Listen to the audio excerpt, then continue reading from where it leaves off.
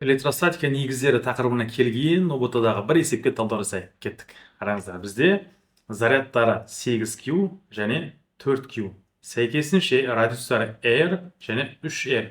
Екі өткізгіш сфераның ұзын жіңішке сыммен бір-бірін жалғаса, бірінші сфераның зарядын табыңыз дейді.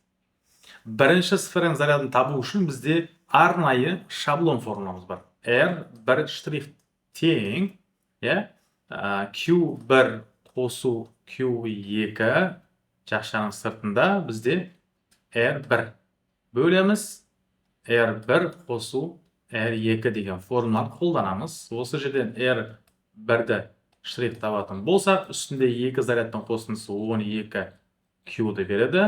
Көбейтеміз R, астында 2 R-дің қосындысы 4 R-ді береді. R мен R қысқарады, 4 пен 12 қысқарады, демек R1 штрих бізде 3Q-ға тең болады екен.